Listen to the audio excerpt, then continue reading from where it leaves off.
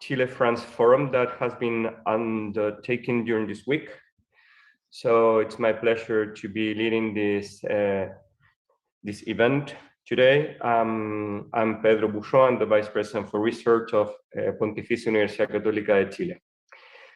So first, I would like to thank our rectors that were key people in order to develop this activity. Rectors Vivaldi, Sanchez, and Saavedra from University of Chile, Universidad Católica, and Universidad Concepción. I would like also to thank Antoine Petit from Cnrs, who also played a critical role from the French side, as well as Vice President for Research and Development of the different institutions and directors for research of the different institutions too. I would like to particularly thank as well Professor Alejandro Mas, who acts as coordinator of the Chilean universities, and also to Dr. Jean Teves from CNRS, who also help us to coordinate the French participants in this forum. I also would like to thank Ambassador Juan Salazar, ambassador from Chile-France, who will be attending in the closing ceremony, and also Mrs. Aysén Echeverry, who directs ANID, the National Science Foundation here in Chile, that is going to join us also briefly. And last but not least, I would like to acknowledge as well and certainly thank all the participants, our academics from Chile and France, that were able to give sort of the energy and really the scope and the action finally to this forum that is happening this time remotely, but also with lots of inputs and interaction as well provided by this platform. And finally, all the audience that is with us today that is going to be listening the sharing of the main outputs that were able to be worked and addressed during these days. So in order to provide those outputs, I would like to give the word to the chairs of the different workshops that were developed during these days. So I just to give an order to the participants, I'm just to say what is going to be the order of the presentation, so people can be aware of it. So first of all, the topic challenges in health systems will be presented. Thereafter, climate and biodiversity. Thereafter, smart agro. Then data-driven sciences. Then design, arts and heritage, and finally human science and humanities. So I will give the word to each of the presenters who are going to provide a summary of their work in no more than 10 minutes. And after the 6 presentations, I will make a very brief summary and I will give the word to the audience so we can address at the most around 3 questions. So, and thereafter we are going to have a break, a 10 minutes break, and we're going to give rise to the second session of this morning that is going to be led by Dr. Eduardo Vera from University of Chile. So I give now the word to the presenter from the group Challenges in Health Systems, Mr. Sylvain Marcellini from University of Concepcion, if I'm aware of it. So Sylvain, please, the floor is yours. Thank you so much for being with us today. Thank you very much. Well, good morning and good afternoon, everybody. It's a pleasure to be here. I was a co-chair of Workshop 1, together with Marcelo López Lastra from the Pontificia Universidad Católica and with Andrea Staszewski from the Universidad de Chile. And we divided the workshop in 3 sections related to chronic diseases, disease and technology, and diseases and environment. And we had 9 speakers from Chile and 4 from France. As a question we would like to raise is, what about the non-diseases related biological sciences, which are also very important, such as evolution, embryology, biochemistry, genomics, genetics, etc., because they were not included in the forum. As a quick summary, the general feeling was that the workshop went fairly well and might be promising in terms of future collaboration. Maybe we detected 2 new collaborations, even if one of them is only within Chile. There were too few speakers at the end of the final discussion. I will go back to this.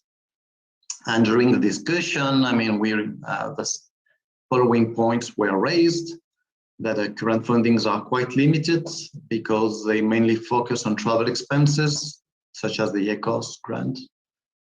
And also the collaboration depends on the ability of each team to obtain intra-country funding. So what was discussed is that maybe there is a need to diversify funding types. Big question is, why should we collaborate? I think we all agree that there are many good reasons for that, but one important reason, at least in the field of health research, is that the access to expensive equipment and analysis procedures is quite limited in Chile, for example, high throughput sequencing. And in this respect, collaboration with French colleagues is very interesting. But on the other hand, I mean, it was not too obvious to us to find strong reason for France or maybe the European community to invest in additional fundings and grants in the field of biological sciences. Of course, there are many reasons for oceanography, astronomy, geology to collaborate with Chile, but in this field, I mean, the health research is pretty much similar in many countries. So why Chile? And as an open question, shall we also consider inviting the INSERM as well as the Cnrs as a co-organizer, as they are more closely related to research in health? We performed a small analysis as co-chairs of the publication data in our fields by searching in the PubMed database, and I will really present this very quickly. So basically, this is the number of papers that are co-signed between Chile and France in the last 10 years, and it's very impressive. We went from nothing to around, to 483 papers last year. And if you look at, so this is the total number, if we look at relative numbers, so we are around at 1% of the French papers are co-signed with Chile, right? And you can see the progression since 2015. There is an increase in the proportion of French papers in collaboration with Chile. But if we look from the Chilean point of view, we reached a plateau.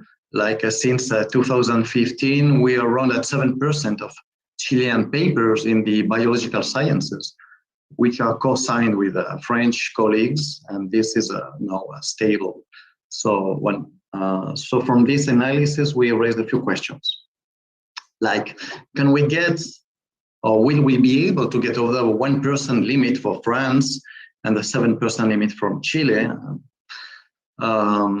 It would be very interesting to do the same analysis for other workshops like oceanography, astronomy. What are the publication trends also between France and our neighbors, like mainly Argentina, Brazil, and Mexico? Also, I guess the future of these curves depends on how the French scientific crisis will affect the Franco-Chilean network. And this is a question I raised earlier, you know, how attractive are we, I mean, to France with respect to the biological sciences and health research. And this is my last slide. As a suggestion for future forum, we really feel that it's important to start planning ahead of time, at least 6 months ahead, like next March, we should be working on the 2022 forum. This will allow more availability of speakers, selection of speakers, of 2 types of speakers, you know, speakers who are already collaborating, so they can share their experience. And in this respect, we also would like to ask to this audience, if there are any available database of collaboration that co-chairs could access to identify collaborating parties. And the second type of speakers will be people who are not already collaborating, but who are working in complementary topics. So it will be kind of a speed dating, scientific speed dating, right? So maybe that people can start new collaboration. So planning ahead of time will allow more opportunities for interactions, and also will allow the co-chairs to better understand what the organizing institution wish to gain from the event. This was not very clear to us, I mean, so little time.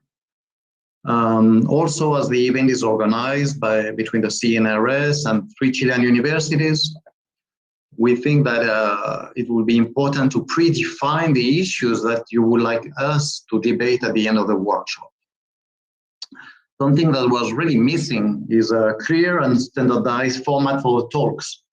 They were often too long and too much focused on details, despite all our reminders, and we sent several of them. So the ultimate goals of the forum should be transmitted to the presenting scientists in advance to allow them to prepare an adequate presentation.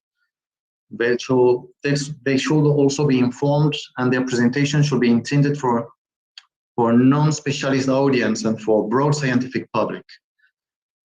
We think that questions should be allowed directly at the presentations, like 5-minute questions. And because very few speakers returned to the round table, it's important to find a mechanism to make the event enjoyable and to ensure speakers' retention. In a real meeting in person, it is not a problem because people have to stay, but online, it's a really problematic. And we also propose that the organizer prepare a quick survey to the participant to have a feedback on their feelings and suggestions for the next forum.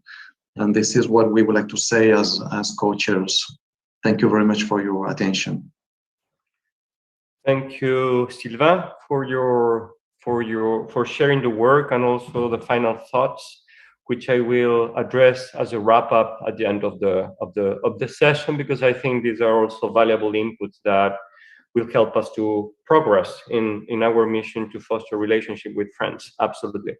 So now I would like to give the word to Alejandro Mas, who will be presented the summary of the work that has been developed by the Climate and Biodiversity Group.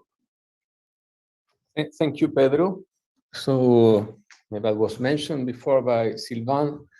Climate and biodiversity is a topic in the Chilean-French collaboration that is quite rich.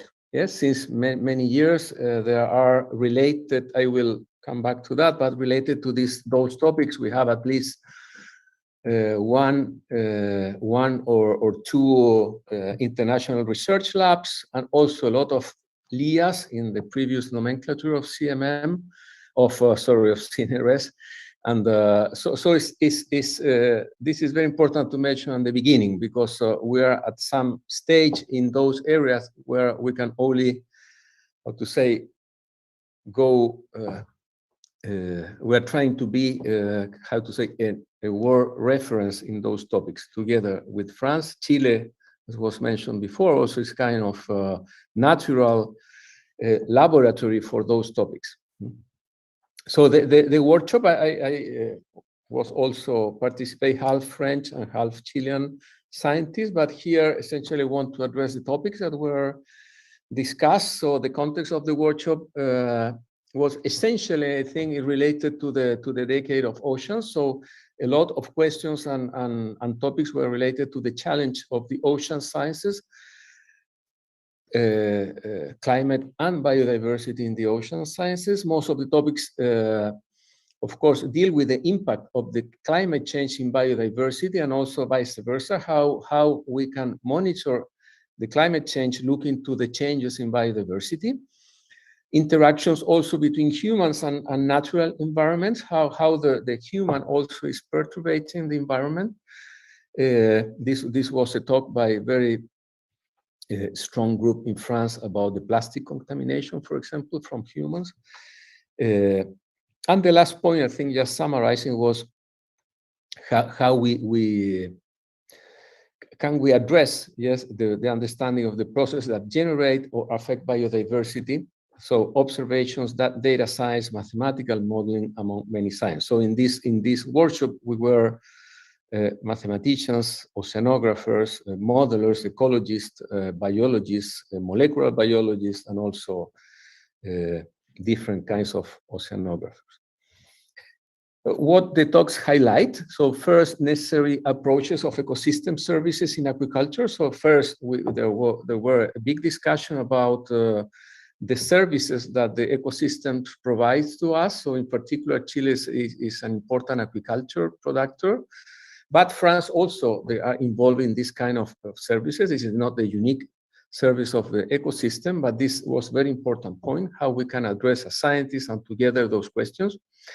In particular, Chile is a producer, or we have a lot of groups working in seaweed, and that was remarked by French colleague that this is a very important research must be developed in this area, and eventually to create centers, joint centers, or eventually excellence centers in Chile related to the study of seaweed. In fact, the seaweed, or related to seaweeds, is a big amount of carbon, yes, export that pass through that. The fourth point is that Chile is, as maybe Pedro said that, or the president of the university said that the first day, Chile is a laboratory, it's a natural laboratory, and for the study of oceanography, and in particular, one of the labs of Catholic University is related with Roscoff for this kind of research, but also it's not the unique one, the one in the coast close to Santiago, but also in Patagonia. So we have a lot of possible resource to explore together. Also the anthropogenic impact was addressed and was observed in this discussion. And the last point is that we really need to put together theoretical models also to really do more than descriptions, but also to go to the almost quantitative or maybe quantitative relations between climate and biodiversity. There are some ideas that we already have. Another important point from this workshop are two very relevant initiatives where essentially French and Chilean researchers are involved. So I start with CO2. CO2 is a program that was created by many centers of excellence in Chile because of the Tara Ocean expedition that happened in Chile from February to May 2021, and will come back to Antarctica at the end of the year or the beginning of the next year. So essentially, at least three Chilean French centers involved, the CMM, the LIAMAS, and the INRE Chile, but also other excellence centers from Chile, from many universities are related to this program. This is a program that starts with the Tara Ocean expedition, but the idea is that to have the same program maybe 3 or 5 years, so to have a long-term expedition to have data for all this community. This maybe the collection that we obtain in this expedition is the largest one for the oceanography in this kind of area that ever has been produced. Yes, for the moment are the samples. Now we have to go to the sequencing and the analysis. Also, there was a presentation of the Cnrs Task Force for the Ocean. So it's a program that PPR that was created this year, I think. So Demian Eveillard showed a little bit how this will work in France. There are some teams already working together. So final discussion. I have to say that many teams have accumulated a lot of data and a lot of common knowledge in this area. So we are in a stage that we can really go very far with our common research. We need, of course, as always, quite fine and better integration of research groups, available data and approach to make this research more relevant and to increase the impact of what we're doing together. But I think that more important is to elaborate, maybe to write and to elaborate some synthesis of the actions that we will do, we will perform together in the next year. Because as I said before, there are really a huge collaboration in those areas, and I think we have a lot to say together. In fact, this is something that I like to say also in this area, that I think the collaboration in Chile-France in this area is kind of critical resource for the world. Yes? There are researchers, the quality of science is really good from both sides. There are diversity of science. So we need to make an effort to make the collaboration explode in the next year. I think we're a very, very important moment of humanity, in fact, and this is very nice for this collaboration because I think this was said many times. We are really working together in those global problems with a lot of local impact in our countries. Thank you. Excellent. Thank you, Alejandro, for sharing your vision and perspective. Very, very bold and with lots of point of actions and connection. Excellent. So now I will give the word to Ricardo Suawi from IRAE, which is going to present the summary of the group that has worked in the smart agro domain. So Ricardo, you're invited to share your presentation.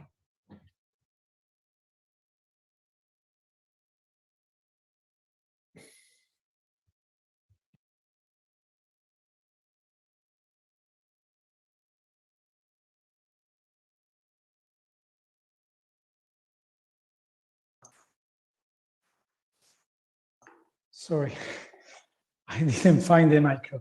So, okay, I will ask to start thanking the organization of this third academic forum of the Chile-France, and especially Alejandro Mas, who promote or who give us the force to do a workshop a new workshop in smart agro. We have seen Alejandro, and also I'd like to thank the co-organizers with us, with Alejandro and me, with this workshop, Tatiana, Osvaldo, and Mauricio from Chile, and Christine and Elizabeth from France. And now we have just seen Alejandro presenting a very old and very well-worked collaboration between Chile and France about climate and biodiversity. And here we arrive with a very, very new one. Just is the first time in this forum, academic forum of Chile and France, that the smart agro came with a workshop. So I don't think this is changing. Sorry, I'm going to try to share.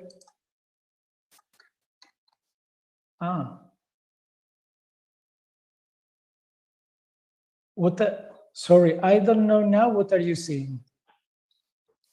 We are seeing you. Not the presentation. We're not seeing the presentation. I can share for you. Okay, sorry. I can share for you if you want, Ricardo. Okay, this is the. Now it's okay. Now it's working. Okay. But it's not. Okay. It's okay. So, okay, if you see the general context, so as it is the first time, you see at the end of this slide, the objective of this workshop was to depict the picture of the smart agro research in Chile and France. So, as I said, is the first smart agro actually participates in this academic forum. The general challenges in agriculture, from our point of view, are that agriculture is one of the main concerns of climate change, both as it is affected by climate change and as it affects climate change. In this context, we have to feed an increasingly populated world. It's a very classical postulate. We have to fulfill also consumer demands that are, so we have to environmentally friendly produce for a healthy food, for a healthy diet, for a healthier society. This is an important issue, with more and more limited important resources, especially irrigation water availability. So we are facing scarcity, water quality, and for sure not evenly distributing time water availability. So, and also because the way we are dealing with agriculture today, with biological control and integrated pest management and so on, agriculture has become more and more complex. So it's really, really difficult to take decisions and to decide, even more for farmers, small farmers, that are not prepared, have not the general knowledge needed to do so. So smart agro in this general context is an important tool to face all these challenges. And from that, we start working in this workshop. So as it is the first one, the general objective of the workshop is to depict the picture of the smart agro in Chile and France. So the main issues we have gathered from Chile are climate change, that is really negatively impacting the central of Chile, which has a Mediterranean climate, so very, very wonderful conditions for agriculture. So the questions arise on how to predict new climate scenarios, how to monitor and manage data to take good decisions, and what new technologies are necessary to deal with it. So smart technologies come out in this from different points of view, with the use of precision agriculture, data science, even robotics, and for sure biotechnology and breeding. And also with an issue that I really loved when our colleagues from O'Higgins talk about, also about transfer and training. So adapting university programs and careers to this new reality. Otherwise, people won't be able to use these tools to apply in agriculture. In France, we say the main issues has evolved. We are now facing mainly social and environmental issues and energy. So from the European strategy, the Green Deal, as you know, and the sustainable use of pesticides that are very important now, and also the local production supply, even if the main production supply came from abroad, or even from South Europe to North Europe, we are facing this local production supply with related to quality, water and carbon footprint, and this kind of issues we deal with. So also we are giving the life back to the soils. Soils has become, for this new European research framework, one of the centers of research. So this soil becomes one of the centers of agriculture, and also the combination between energy and agriculture. So from what we presented from Chile, we had six speakers from 5 universities and a research institute. From France, we had 5 speakers, very diverse ones, from a university, a research institute, a joint technological unit that is a tool to arrive for transfer, for technological and knowledge transfer, and a spin-off. Okay, so 35 people attended this workshop. And for Chile, the approaches followed to deal with climate change were data science and censoring, from territorial to local levels, and also mathematical modelings, and from models from satellites to local sensors, biotechnology for sure, with biological control agents and so on. And a very important issue that came several times into the floor was smart irrigation. So water and water scarcity and water availability, it's becoming an important problem in Chile. So smart irrigation and the prediction of evapotranspiration, and from remote sensing so that from territory approaches to the plot approach. Okay. In France, as we said, we are facing more social and environmental issues and energy, and we presented a very multidisciplinary approach to plant health in the edge between environment and agriculture that has to live together and share the work, and the approaches that come from the gene scale to the agrosystem, and also from theory to engineering practices. We are seeing more and more agriculture and photovoltaic experiences of agrivoltaics that are becoming now more interested in a landscape approach, not only for the plot. We show what's the aim of a joint technological unit that is summarizing a bottom-up and a participatory approach to bring agroecology for all farmers, what we want to say there. We also show a tool that is has been developed. It's a tool in a decision support system to help growers to deal with this complex system that is the agrosystem nowadays. And also our spin-off, Mycophyto, talk about how to revitalize the soils and renewing the biodiversity in the soils. All of these are also related in the social environmental issues we are talking about.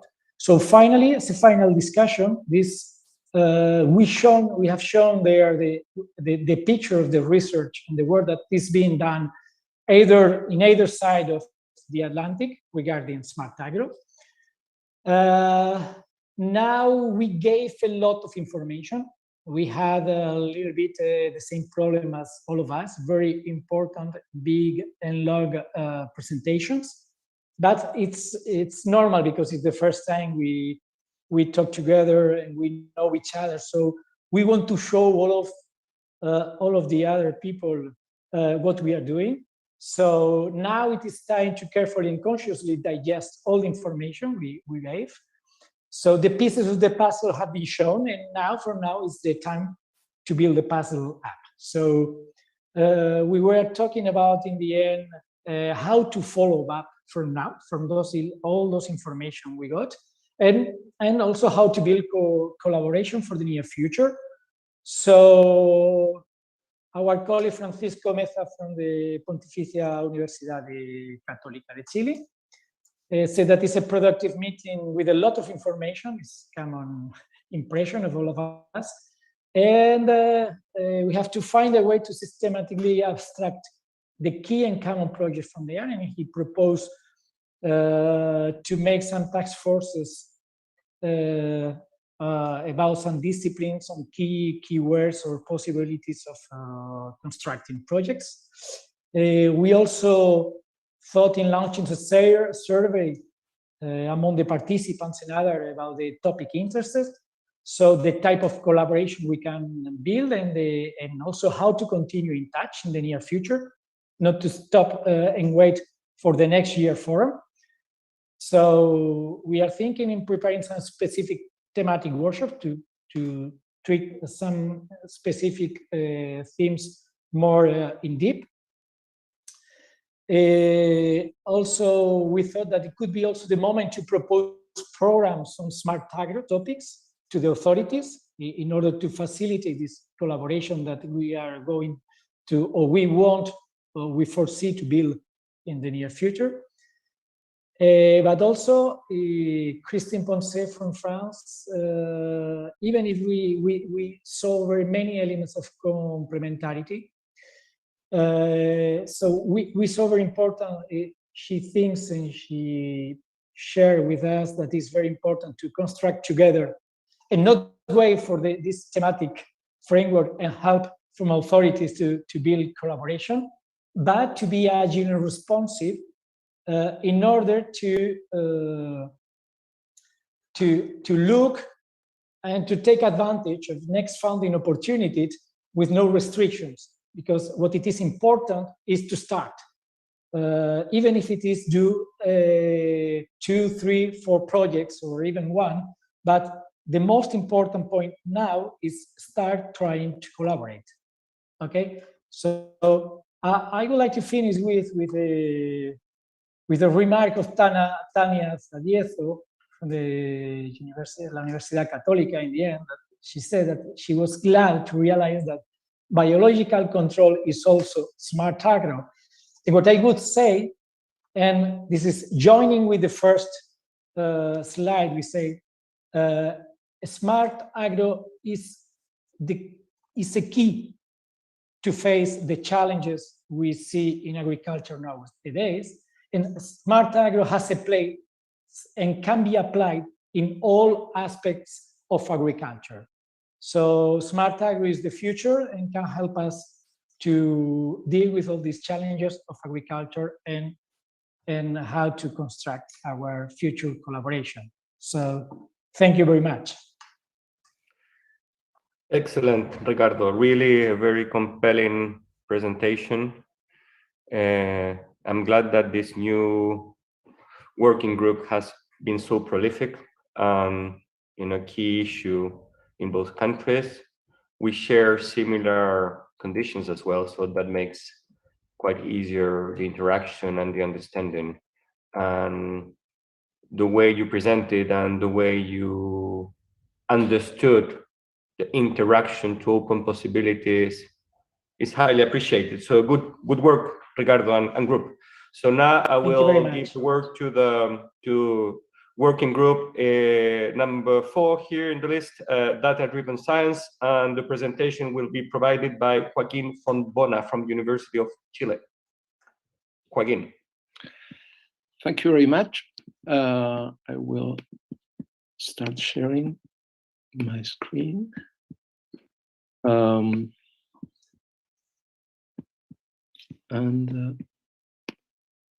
just one second in order to the full screen. Okay, so good morning or good afternoon to everybody. I'm glad to share the conclusions and part of the discussion of that we had in this session yesterday. So, sorry. There it is. Just a very short overview of what the session was about. We had several scientific areas represented, including both researchers and research lines related to fundamental aspects of data sciences, including artificial intelligence, and also mathematics, statistics, but also very interesting presentations from application domain, including astronomy, physics, biohealth, and climate and geophysics. Okay, and as I mentioned, we had presentations on fundamentals, but also cutting-edge scientific applications. For instance, in astronomy, as many among you probably know, we have a tsunami of data coming from the new generation telescopes and observatories, and Chile is involved very strongly in these developments, both not only from the astronomical point of view, but also from the point of view of the development of the technological tools related to data science and artificial intelligence needed to process those data. And also, there were presentations that concerned critical economical and social issues, for instance, waiting list in the national health system in Chile, and also the monitoring of hydric resources. Okay, so it went very widely from fundamentals to critical applications of data science. And we could observe that as we knew beforehand, that we have world-class research and transdisciplinary developments in these areas, both in France and Chile. Okay, and for instance, one of these developments, which I also just mentioned, but going into details, is, for instance, the ALERCE Chilean alert broker for the new Vera Rubin International Observatory, which is one Chilean development, which is one of the among the 4 community brokers, astronomy community brokers, which is providing alerts to all the observatories in the world using the huge amount of data that will be generated by this telescope in the next years. Well, what are the basis for developing data science and data-driven sciences in this framework of French and Chile collaboration? Well, there is an outstanding fruitful collaboration between France and Chile in many scientific areas, both at the individual and institutional level. For instance, we have 2 international units of Cnrs in mathematical modeling and in astronomy. And in particular, this collaboration is very strong in the basic sciences, math, computer science, physics, that can be used to support data science, developments in data science and artificial intelligence. Also, there are both countries have national policies around data science and artificial intelligence. They have tackled this issue as a national problematic. In France, there was a very prestigious mathematician involved, Cédric Villani, and it resulted in the creation of 4 large interdisciplinary centers in France, institutes on these topics. There are also many regional initiatives also in France at the level of universities and other institutions.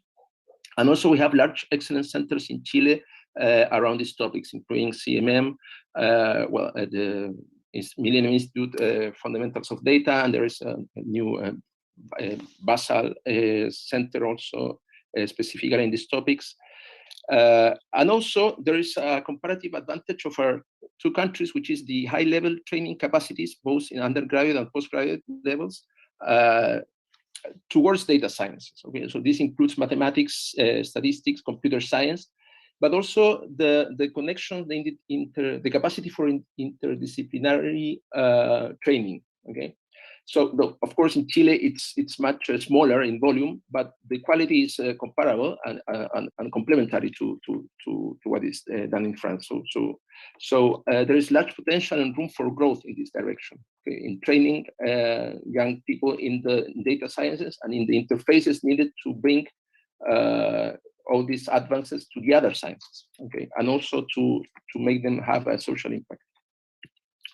But there are some barriers that we have identified and are known, but we have discussed quite explicitly about them. One is the absence of systematic policies for open data access, both in Chile and France. Even though in Chile we have a transparency law and so on, but the data of public interest and which may result in public benefit is hard to access. I mean, for everybody, it's really a hard problem for each individual to access data, just to produce some social or economic impact for everybody. Okay, so there is something still missing at that level.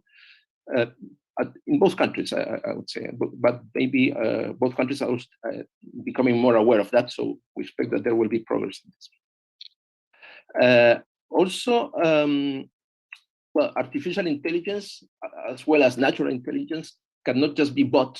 Okay, so solving important economic, social, climatic problems using data requires much more than just the data, just gathering data, just buying sensors and buying data analysis from providers who are not involved with the problems directly. Okay, so we actually need new models, new algorithms, new science, but also traditional science, also a renewed involvement of the traditional sciences in this in dealing with data, extracting the most possible value of the data they gather. And this has also been touched in the previous presentations as one of the main new trends that we will have to deal with and try to take advantage of in the next years in all scientific disciplines.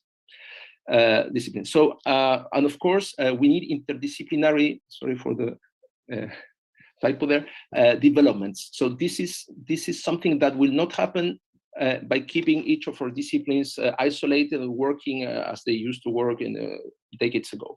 Okay, and that needs an additional effort. It won't happen. It doesn't happen that simply automatically. Okay, so a couple of examples that we could know in more details yesterday were concerned, for instance, the medical language corpus in Spanish, which is an understanding, gathering, and being able to process the language that is used in all the medical procedures. Okay, for instance, I don't know, in cancer, in diagnosis, and to this can be treated using natural language processing tools, which is an area of artificial intelligence. It might have, and it's starting to have through some innovative projects in Chile, an impact in public health, but it can have a much larger impact. Okay, but we are still at the point that the scientists working on this are struggling to get the data, are struggling to implement the informatic tools to convince the authorities to support these initiatives and so on. Okay.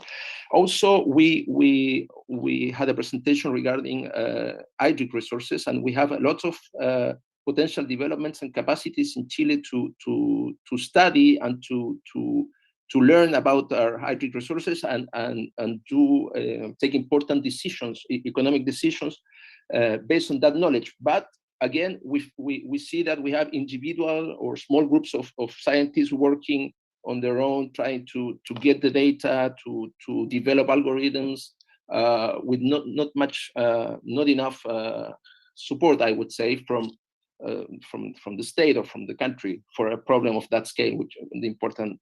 Of that importance. Okay, and also one important, I would say, key state of mind that we must adopt as a country is that being just users or buyers of algorithms or off-the-shelf artificial intelligence is not enough. It's not enough because we have specific problems that we as in Chile, France, need to solve. And we cannot just go to wait for Google or Amazon to solve us the problems through an algorithm that is not really the good algorithm for our problems, and also without developing the knowledges ourselves to use that data to understand the problem. Okay, so we don't need to try to be Google, but we need and we can be more. We need to be more than that. Okay, for the problems that we have, we need to do new developments that are new worldwide. It's not inventing the wheel, reinventing the wheel. It's new developments, and we must do them ourselves. And we're capable of doing it, but we need probably more support, better organization, and just going to finish. There are many opportunities in the development of data science through Chile and French cooperation. As it was already said several times, Chile is a natural laboratory for sciences, both natural and social, and lots of data is being gathered, and much more is to come. This data will help us understanding and solving real-world problems, which are local but also global. But the developments in data science are costly, as I said, are difficult. Many of them rely on the efforts of individual researchers or how somebody at university is able to contact somebody in the industry and try to put something in place, but it's still costly. Okay, and as academics, we are forced to do it still in competition with our traditional academic scientific activity. Okay, so it's still hard to do in academia. Okay, and in that sense, sharing and comparing experiences about our endeavors has a large potential impact. I mean, we saw, for instance, that the knowledges, the capacities, technique, and intellectual for instance, created and learned by an initiative like Alerce would be of enormous value for monitoring the hydric resources, for instance, in Chile. But we need to create these interfaces, these opportunities for the experiences to flow in different directions and to create new developments and capacities. So we propose the organization of annual scientific events that should be with France bilateral, but also multidisciplinary. We need to bring data science fundamentals to the applications, to the questions from other sciences, and also to the questions and problematics that have a social and economic impact. And also, we think we should and we could organize long-term transdisciplinary, again, collaboration programs, including capacity building programs, that means postdocs, PhD, focusing on all this range of this chain of virtuous chain that should be created, starting from data science, their impact in the traditional sciences, and the social impact and the economic impact that this should produce if we're able to really put in place this interaction in all this level, and also the adoption of course of data science by and artificial intelligence and all the tools that they bring by society in general. Okay, thank you. Excellent. Thank you, Joaquin, for summarizing the work that you have undertaken in this group. Certainly, many tasks related to national policies that need to be developed in each country and worldwide. We have been working on that as well here in Chile, particularly with initiatives related to neural rights as well, and how artificial intelligence implies challenges in different domains. So I think the scope that you are undertaking of having this interdisciplinary approach is very relevant. And if I may, I think if we really want to confront this problem, this bold problem in future as well, I think what philosophy, what social sciences, what the ethics can tell us in order to really define and design the prospect that can be molded by artificial intelligence are certainly critical. Good, thank you so much, Joaquin. So now we'll give the work to the group on design, arts, and heritage. And this working group summary will be presented by Professor Marcela Sepulveda from Universidad Católica. Welcome, Marcela. Sí, yeah. Good morning and good afternoon, everybody. It was a pleasure to co-share this workshop, Design, Arts and Heritage, with Professor Sergio Donoso, designer and industrial and doctor in industrial design from Italy, and professor at Universidad de Chile, and myself, archaeologist, a doctor in prehistory from France, and a professor at Universidad Católica de Chile. My presentation will be shorter because we are at a completely different stage if we compare our reality in France. If we compare our reality in relation to the other workshop, and as an archaeologist, I gathered several projects. No, I lead several projects on archaeology, but it's different to talk about heritage, for example. And well, I will. When we talked yesterday, finally, at the beginning, we discovered that design, art, and heritage are everywhere. But when we talk about our disciplines, we feel that we remind this sentence from Antoine de Saint-Exupéry: "On ne voit bien qu'avec le cœur, l'essentiel est invisible pour les yeux." Because we really feel that it's very difficult to talk about collaboration and French and Chilean collaboration because we have a totally different reality and research. We are maybe younger discipline in Chile. We don't have for example, doctorate in this area. We don't have enough doctor, and it's complicated, for example, to apply to a need funds because we don't have all the aspect asked for these funds in this area. So we are everywhere, but we feel that we forget that. So yesterday we show 18 presentation in 2 sessions.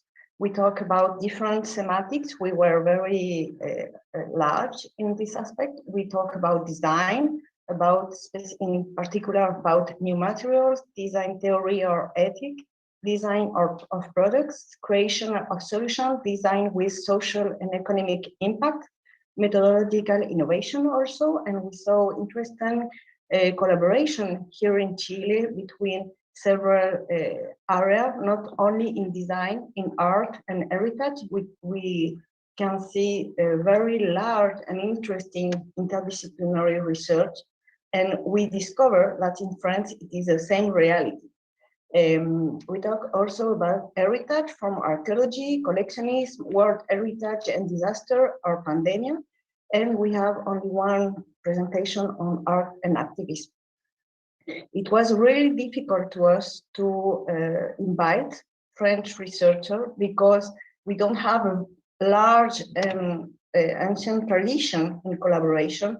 So we tried to contact several school directors from museum, from Ministère de la Culture, or from heritage area, but it was very difficult in 2 and 3 weeks to have a positive answer. So one aspect that we need is to give or organize, in particular maybe this session with more time, because we don't know have a tradition of collaboration, and we need to meet more us. We privilege a presentation of 5 minutes to illustrate principal aims of current research and related to formation process, to know what we are doing, what we are at this stage in this area formation, to know also the reality here in Chile and in France, because we have the opportunity to share with 2 important schools, design school, and they present now what were they are formating students. We privilege also to include more presentation to show the variability of possibility to collaborate.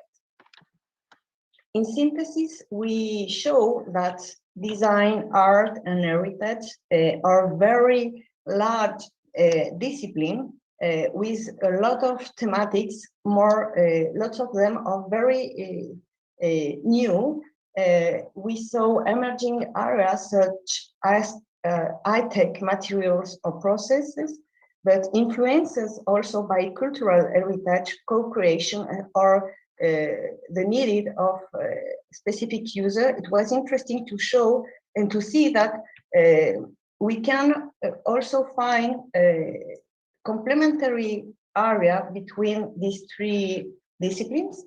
And we observe that we share concepts like as materials along time, inclusion, diversity, local or global knowledge, know-how, emotion, sustainability.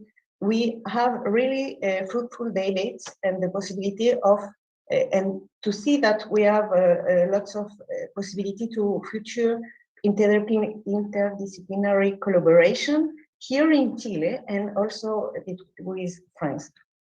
Possibilities to also to collaborate integration of postgraduate program. As I said, we don't have until now with the people who participate yesterday to see that we don't have a postgraduate program. We have magister, master, doctorate, or maybe in creation, but until now it is not existent here in Chile, and we learn about them in France. So they also talk about the difficulty maybe, and they work in private school in the majority and not in university.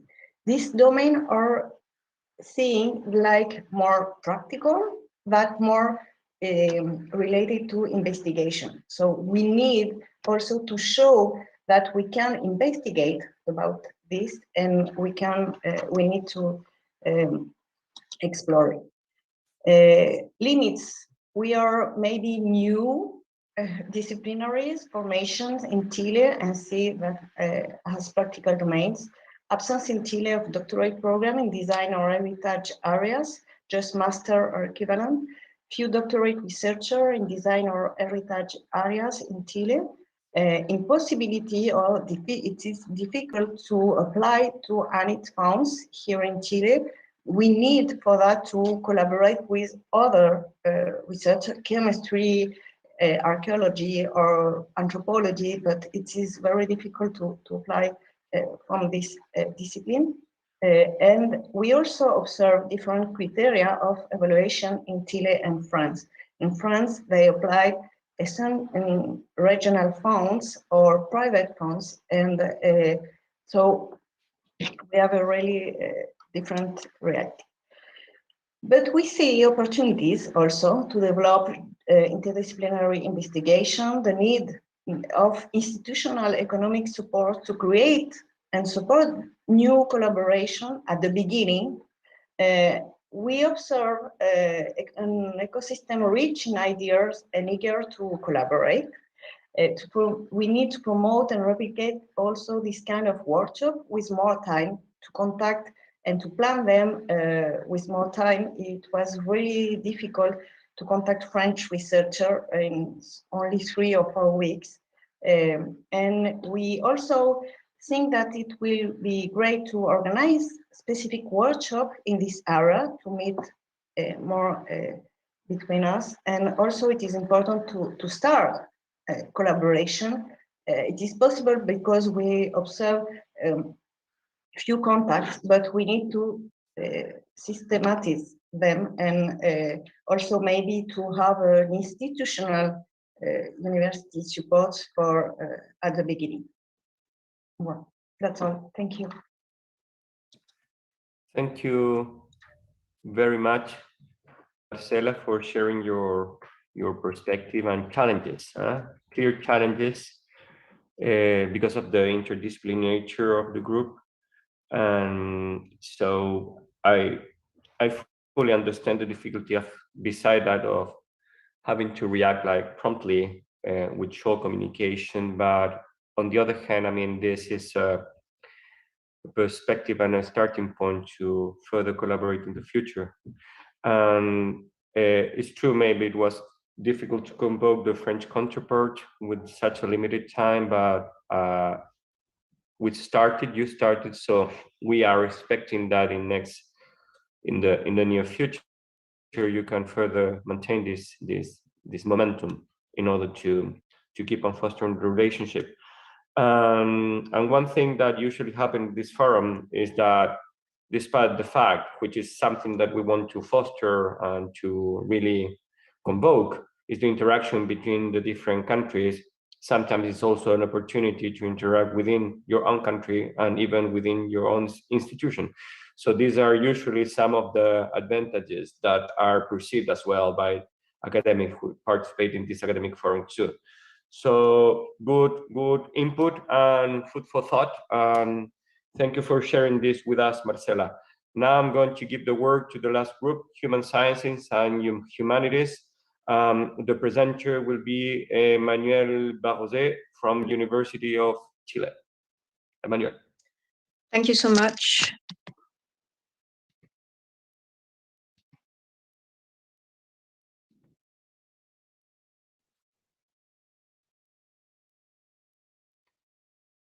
Okay, so I'll be presenting on behalf of the Social Sciences and Humanities workshop. My co-chairs are Armando Cartés de la UDEC, Claudia Giacoman de la Pontificia Universidad Católica de Chile. Claudia and I are sociologists, and Armando is an historian. We'll briefly present the results of 2 panels we had on Tuesday.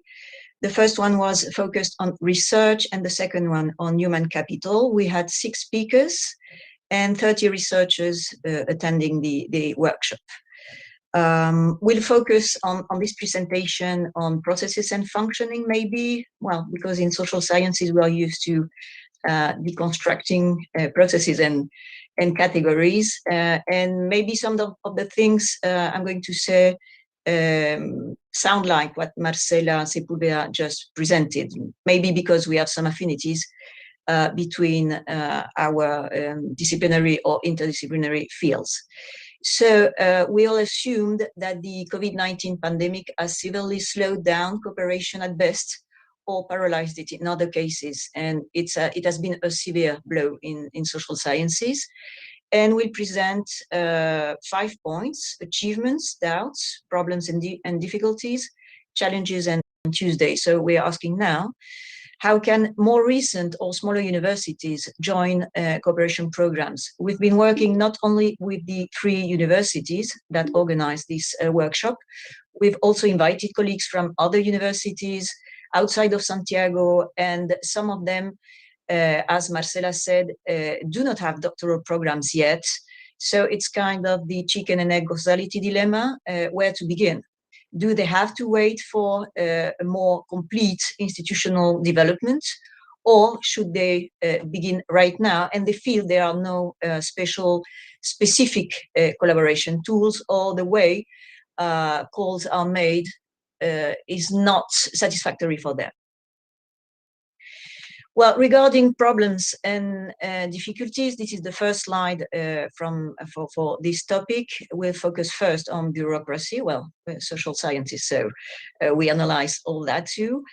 So we suffer a lot from bureaucracy in general regarding cooperation, and specifically regarding PhD co-direction and joint degrees. I mean, it's a suffering. We also talked about the asymmetries we find in different aspects of what we are doing. It might be, for example, the concentration of resources, information, and capabilities in metropolitan universities, especially in Chile. It's not exactly the same in France. The lack of institutionalization in our universities, and continuity. So every time a researcher gets out of a program, there is no institutional capacity to go on. So it's depending a lot on what people individually can do. We also have problems about disparities in metrics. Some of my colleagues already talked about that. So there is a different assessment of certain journals and formats which prevent homogeneous advance in the construction of an academic career.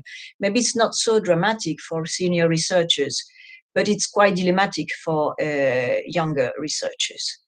We also find that we have a lack of centralized information channels. We receive information from the French Institute, and our universities also give us some information, but there is no centralized information channels.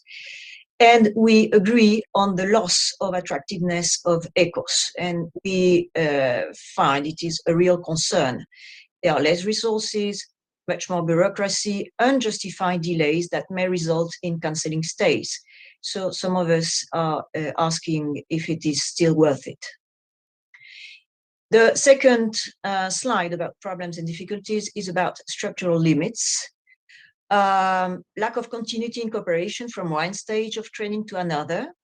A PhD student talked about the fact that she had a good frame for a PhD studies, but now that she has to go to the next stage, there is no specific cooperation tools that could help her individually. So there is a problem here, which is not only about the cooperation between France and Chile. It's general about what we are living right now, the precariousness of global academic life. We have also some difficulties finding students, specifically for gender reasons. Well, it's always the same about our students going abroad with children, and in many cases they just drop out, including before the calls. So we have a problem here, and We know it's something we've been talking more about in these last years, but it's still a problem. We wanted to talk about the global geopolitical loss of influence of Latin America and France. So our bilateral relation also. We know there is a shift towards Asia right now, and specifically to China. And there is a lesser weight of social sciences and humanities right now. So it's a double shift, and we still don't know really how to work on it.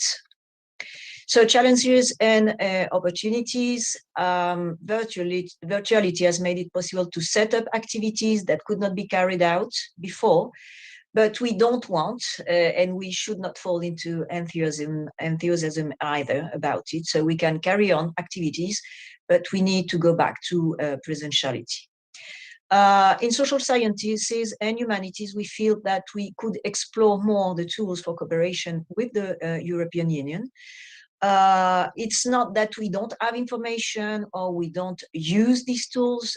Some of the projects we talked about that were presented in our workshop use these tools. I'm thinking about the Atacama SHS, living in the desert, but we need some other doors open to the European Union and these huge projects. We need more bottom-up strategy that goes through sustainability, multipliers of potential, external accountability, and progress towards joint degrees. This is something important for us. It's about processes, but it's something we need regarding democratizing the way we take decisions. There is a context of opportunities for social sciences and humanities, the Constitutional Convention now in Chile, and the possibility of intercultural dialogue. But with the COVID crisis, we know that we have to think about, once again, the common good and justice that must continue to be the horizon. We've been talking about a project about education, la Red para el Desarrollo del Conocimiento Tecnológico en Formación de Profesores en Áreas STEAM. Pedagogy has a lot to say about all these topics today. So we were thinking about the possibility of developing cooperation towards the Francophonie, but it remains to be seen with the embassy whether or not it exceeds cooperation with France, and if there are specific tools.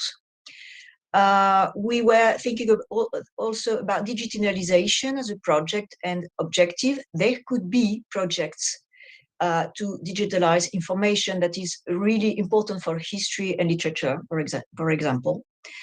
And regarding the organization of this forum, we were thinking that we are in front of an organizational challenge.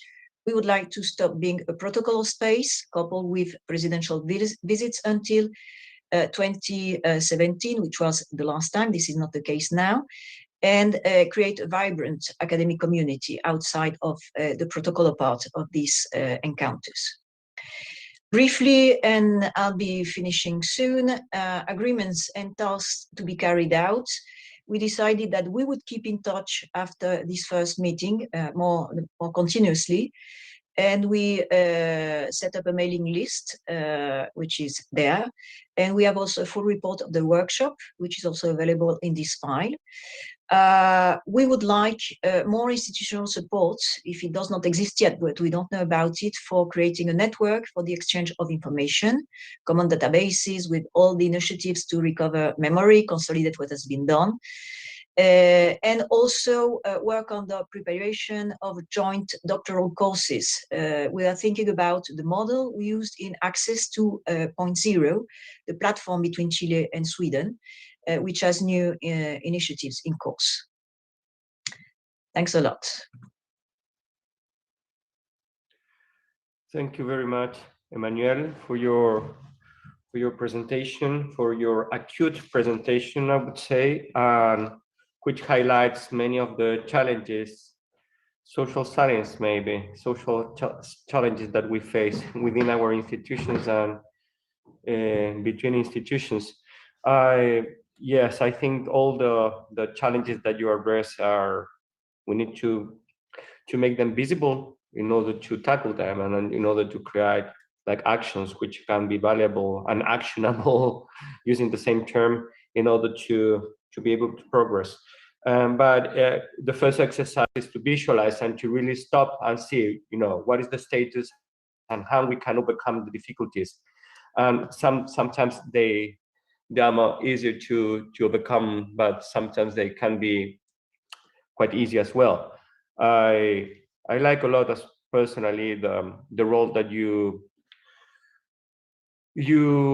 put yourself in order to work with less developed universities. So I think that the role model that you campaign that is quite critical, and also the emphasis that you put in young researchers as well. And I think all the challenges that they can confront when they are early researchers, which need to get into this academic life with all the challenges that it implies. So thank you very much in your summary, which clearly depicts some of the pictures that you were able to share with the group.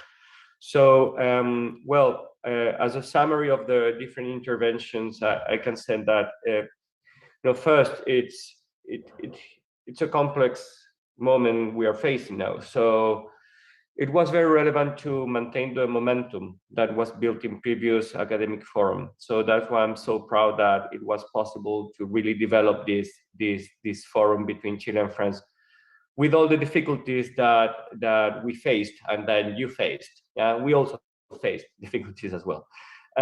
So it's critical to maintain the interaction, and thanks to this interaction, at the end of the day, to build trust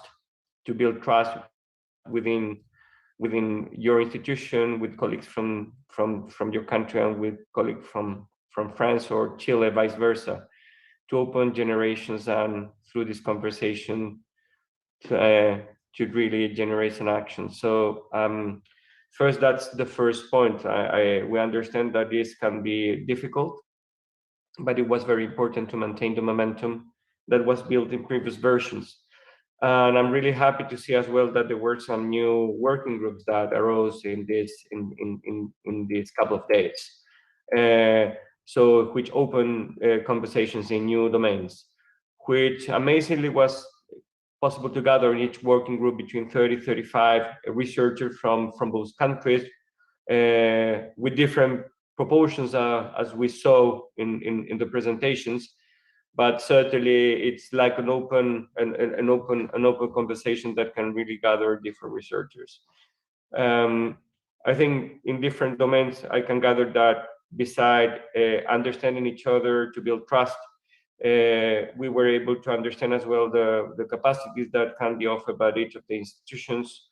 It has been referred several times, the Chile as a natural laboratory, which is like a possibility that can be explored.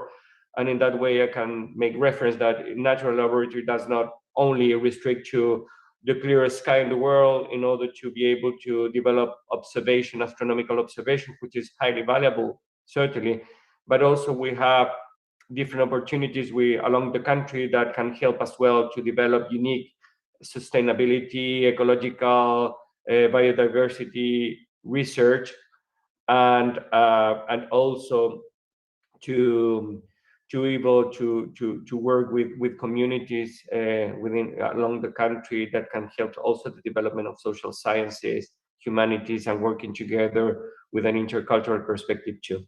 So I emphasize the importance of these networks, as well as was just referred by Emmanuelle in her presentation, the importance of also providing a platform for young researchers, which is critical. And also we are here in order to develop new pathway for their development, and also for doctoral students.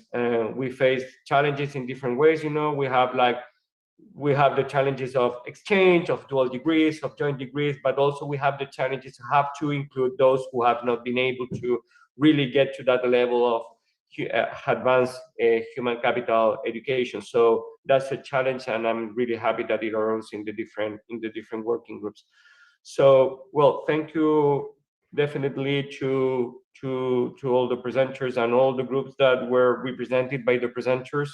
I agree very much with the first insight from Sylvain about carrying out a survey. I think it's very important to have a survey to understand and to really perceive which is your feedback in order to make a most valuable academic forum in the future, and how really to track systematically the possibilities that arose in this conversation. So now I will give space for a little break so we can stretch, and then we come back at 11:05 for the second session of this academic forum. Thank you very much to all of you for your participation.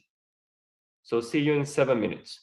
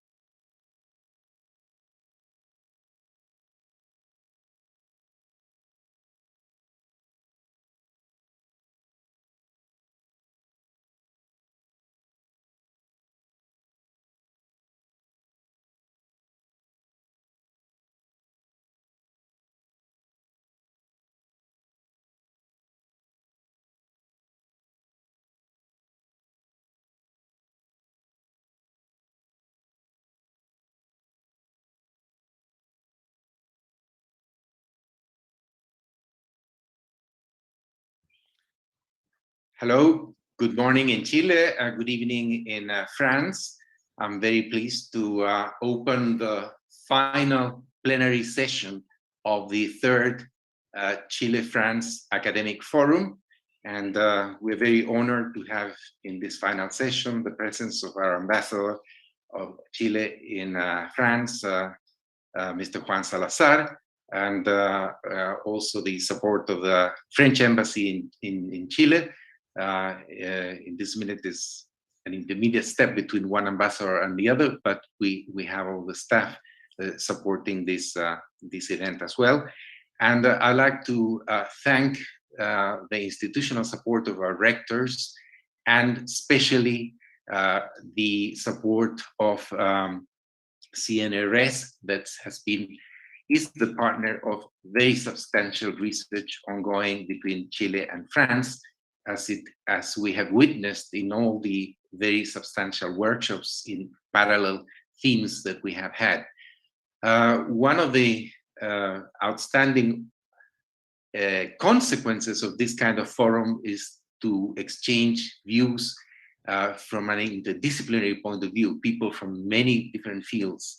And in this final plenary session, we have chosen to try and discuss how this completely different and unforeseen situation that the world has lived in the last 2 years has affected obviously all our lives, but specifically how does it impact the international collaboration in research, and to focus on how France and Chile and the Chilean universities and the academic community in France have faced these challenges, and also what consequences we can make for the future. Because obviously, when the sanitary emergency of the pandemic is over, the world will be different. And probably we need to, the pandemic has closed many doors, but has opened many opportunities as well. And it's very important to share what we think about these issues. So I like to greet and also thank the participation of the panelists in this in this occasion. And we have Christelle Roy from the International Affairs of Cnrs, and Andrea Rodriguez from Universidad de Concepción, but she represents a little bit the view of the Chilean universities from the CRUCH. And Aysén Echeverry, the director of ANID, we're very, very happy to have you as well as a panelist, and the different experts that have participated in these workshops, and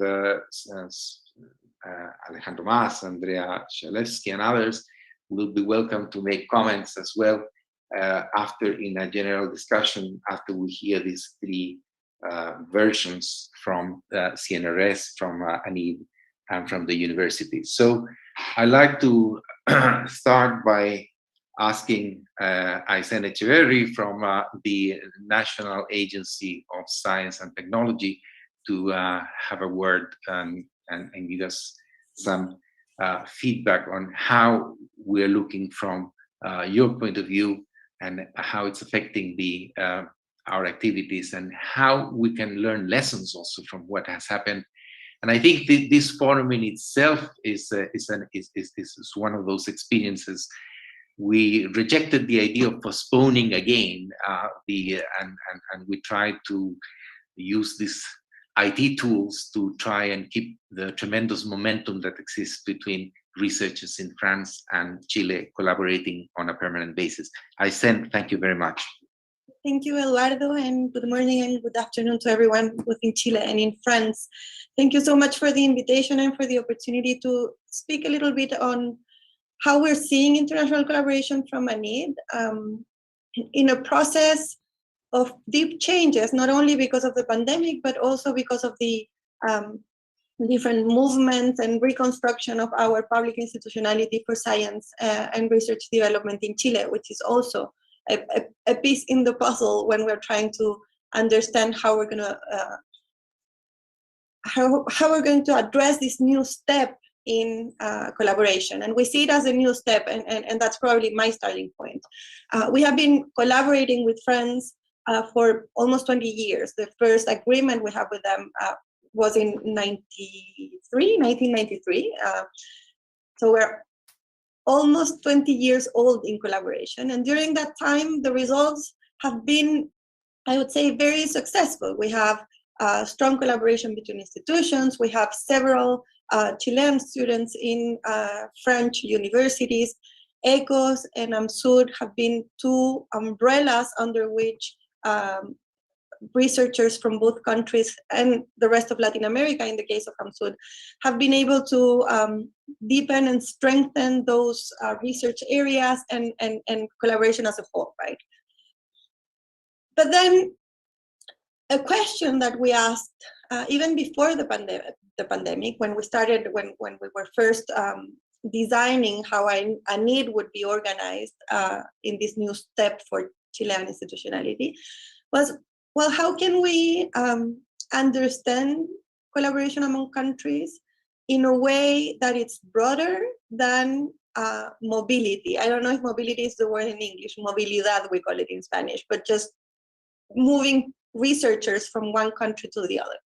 How we could go a step further and try to understand what else we could do as a government institution supporting the research and development to strengthen those collaborations beyond mobility.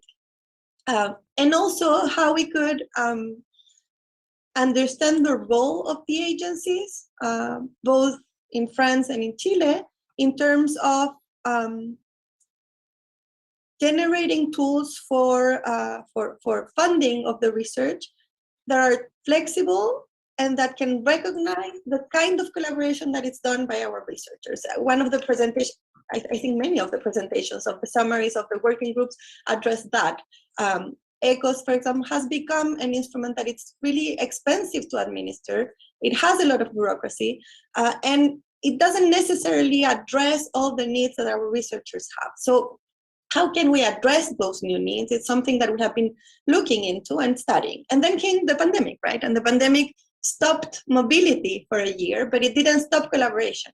And what we saw is that collaboration was done in another way. And then the tools that we had were not necessarily shaped or were not flexible enough to address the challenges that our researchers had under the umbrella of the funding. So during last year, if I recall well, we asked the ECO committee to propose to the agency changes in the instrument, to tell us what else we could fund and how we could improve the characteristics of the funding so we could address the needs of our researchers in this new era, right?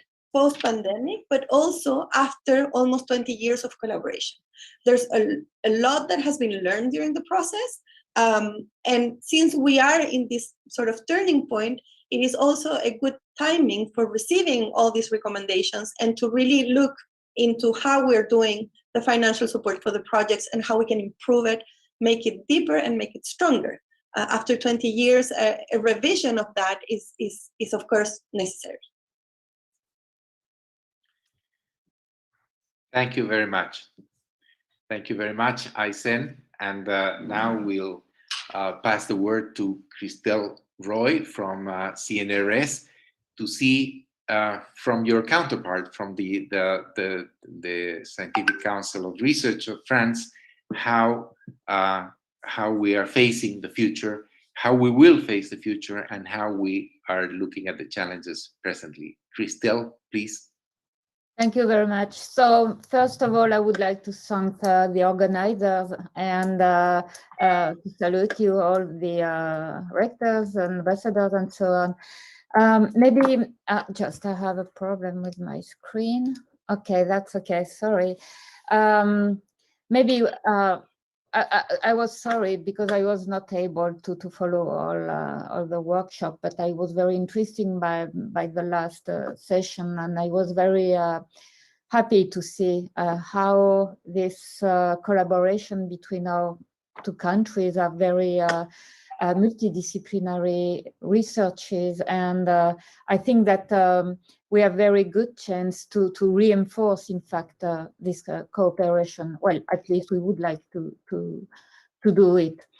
What I can say also is just to stay on the thematic that have been that has been addressed, and also maybe to have some echo to what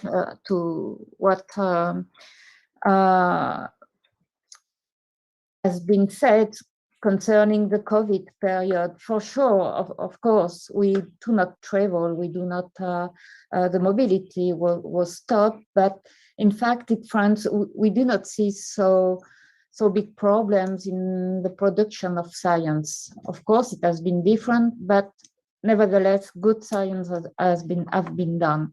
New tools also have been developed, and I think especially on the university, how to maintain the education for students, and we have to learn from that. So also, and concerning, so back again to the different thematic, and well, at Cnrs, you know that we are maybe the biggest in Europe multidisciplinary organization, and as our CEO Antoine Petit has said, we have also we have defined 6 societal challenges as priority for development in research on the climate change, education inequalities, artificial intelligence, health and environment, territories of the future, and energy transition. Of course, we can overlap with topics that have been addressed during this workshop. And so maybe what we have learned from COVID related to these topics is that it's really urgent to, in fact, to reinforce the way to cooperate all together. What I mean by all together, it's on multidisciplinary approach. And by reinforce, what I mean is that maybe we have to go faster. And well, how to do that? When I was listening your summary on the different workshop slots. I think that maybe there are some specific tools that we may maybe more use deeply. The one is that the fact that you may know that at Cnrs we are organized with what we call mixed research units. So mainly with universities, and maybe we can more explore the fact that we could have also funds from this cooperation between Cnrs universities in France and Chile University. There are some programs of excellence that have been set to universities. For instance, I can talk about Université Côte d'Azur, where we have already common project, and it could be a way also to reinforce our cooperation. I mean, maybe by a PhD student program or so, and also for cooperation in terms of how to make a project together, not only for travel but also for small equipment or so on. Another opportunity, and it has been mentioned, and I think that the last talk of Emmanuel Barrozet was very nice, summarizing, in fact, the different opportunities. One which is not very easy, I know that, because it's the one coming from the European Union. But I think that it's a good opportunity. It's not easy, but there are some experts who can help us out to make good programs. And you know that Horizon Europe is very open to international cooperation, and especially in social science and humanities. We are trying also to do that with some African countries, but I think that also with Chile, it could be a very good opportunities. But I think that we have to really work these possibilities, and it would a dedicated workshop for that would be should be very useful. We can also have some help from people at the European Commission to do that. And maybe it has been mentioned again by the third workshop, the fact that we have these tools that we call research groupment, or for instance, for Omer on the ocean and sea topics, and also this ocean on task force. And I was trying to imagine how we can, in fact, use this consortium by including your researchers coming from Chile. For sure, it's possible, but and using the new tools that have been developed during this COVID, it could be also a way to do that.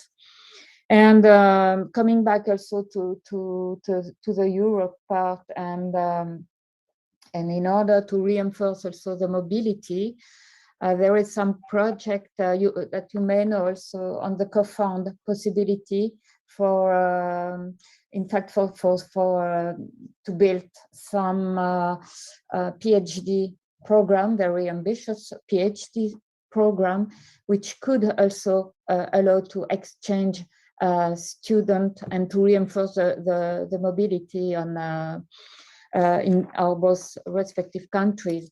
And you know that well, with students, PhD students, we can grow, in fact, our cooperation. And but I think it could be a good way. And well, just to conclude, so I was very impressed by the conclusion of this workshop. Once again, I'm sorry not to be able to follow the different sessions the day before, but maybe it could be worth to have well, another workshop, in fact, but just focused on how to find this new tool of cooperation. It could be a very short one, but well, what I mean short, at least 2 hours, because it's always complicated, and maybe between well, people in charge of international affairs, and we can also ask for somebody from the European Commission if we want to go in this way. So thank you very much to all of you for this interesting session. Thank you, Christelle. And indeed, just a comment on what you just said, the forums were created before the pandemic, obviously, and we had the first 2 versions, one in 2015 in Paris and then 2017 in Chile, in a face-to-face meeting. And but then we should have had the third one in 2019, and was postponed because of all the situation. But now we didn't want to do that again, and we've had this as a very interesting new experience, and we will have to combine. And the forums are biannual, one in one country and the other, but it is very clear from the conclusions and discussions of the workshops that we should have some continuous activity, and satellite workshops maybe in between. And we need to probably look into the best forms with these new tools and new circumstances that we're facing. So I fully agree with you, Christelle, that this is what we need to think, and this occasion is very good to pull our ideas together across the Atlantic Ocean. So next, Andrea Rodriguez, I'd like to ask you to give the view of how universities, and from your own experience, but also representing you are the Vice President of Research of Católica University, Universidad Concepción, sorry, and together with Católica and UChile, you are constantly discussing these issues in the framework of the CRUCH as well. So Andrea, please. Thank you, Eduardo. Thanks for the invitation to be part of this final plenary session to talk about challenges and opportunities of international collaboration between Chile and France. As Eduardo said, I'm the Vice President of Research and Development of the University of Concepcion, but also I'm President of the Research Committee and the Council of Rectors of the Chilean Universities. I would like to start by congratulating all participants of these workshops. I think they have done a good job, especially chairs who presented previously the main conclusions and also the topics that were addressed in each workshop.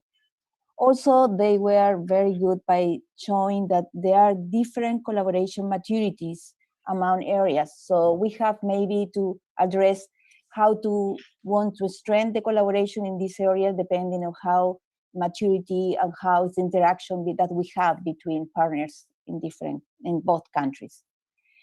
But I also think that having this kind of workshops is an opportunity to analyze how the collaboration is created and how the systems and how the difference of the research system in both countries can help us.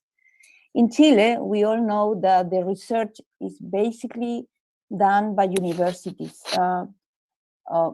We have over 85% of publications that are coming from universities. Maybe someone will say that it's even higher, but we know that the research is based on capabilities that we found in universities. Now there is an increasing number of research centers that are funded by public resources, and these centers are constructed based on capabilities from the university, even though now there are an increasing number of centers which are legally independent from the universities, but where you have the main researchers that are coming from the university.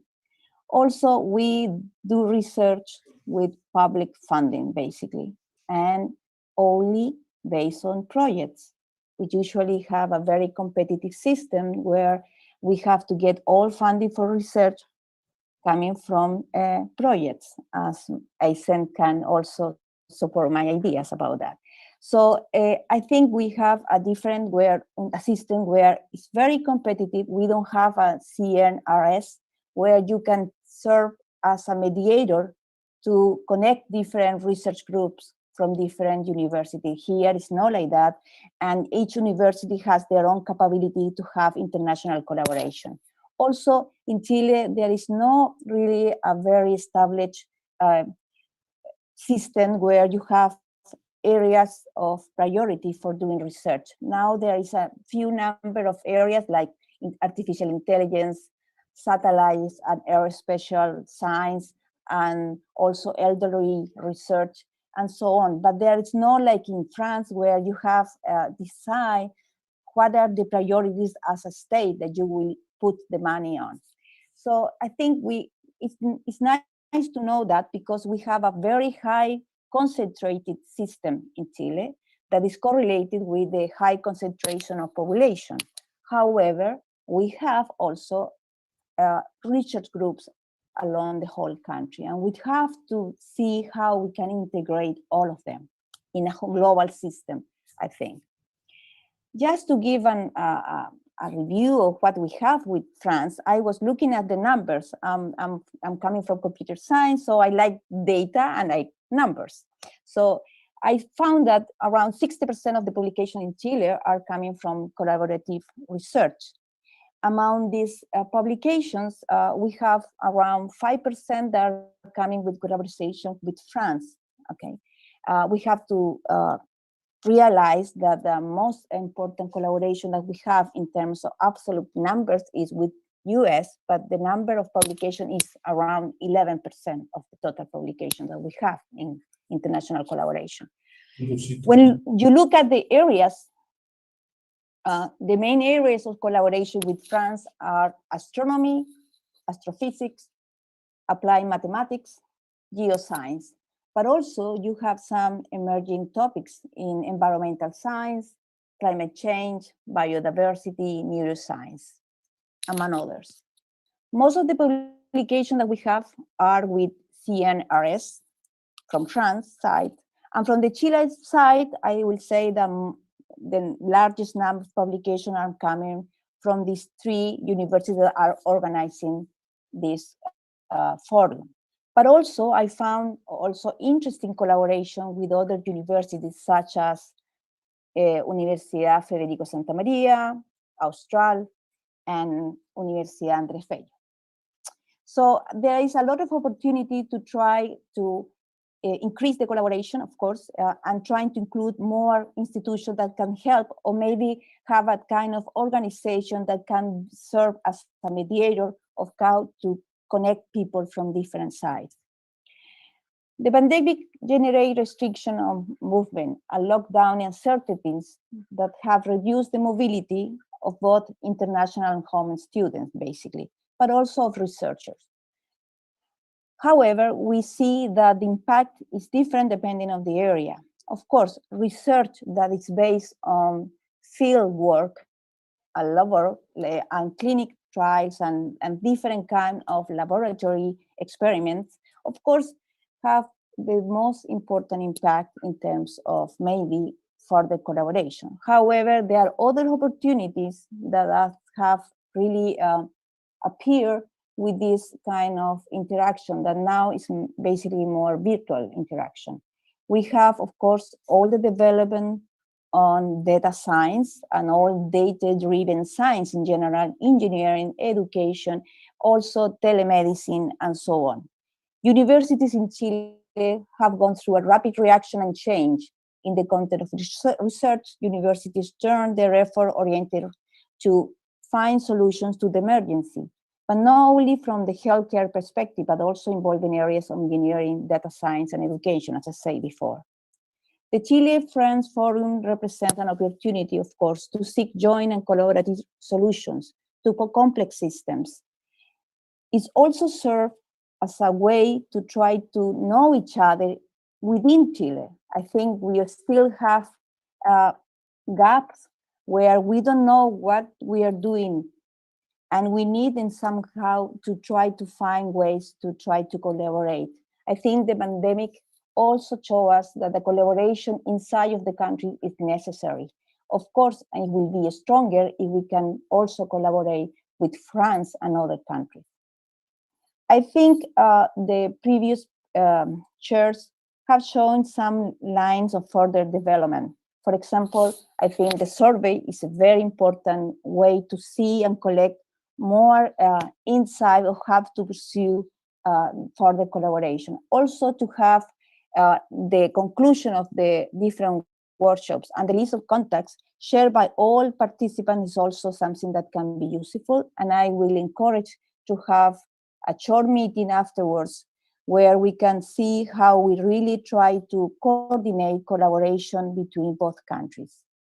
So I would just say that as a conclusion, I think this forum focuses on relevant topics. The international collaboration is necessary because I do believe the individual development cannot be sustainable in time if we don't pursue global development and solutions. So thank you very much. Thank you, Andrea. Thank you very much.